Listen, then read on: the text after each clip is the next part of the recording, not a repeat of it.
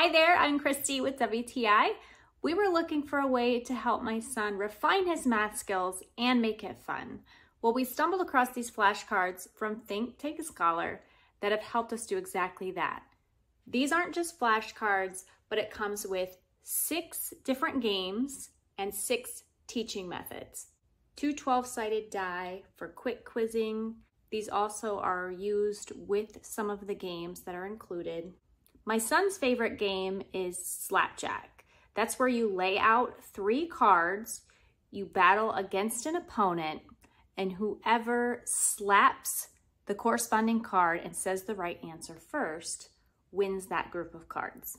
This comes with a multiplication chart and all the facts from 0 to 12, in addition with 4 bonus facts. I really like how they have these organized too. It makes it very functional and easy to keep track of what your child has mastered and what they need to work on. There's 3 different tabs inside the box.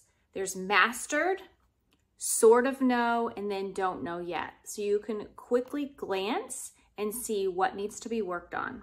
In addition, the facts are also color-coded for easy organization.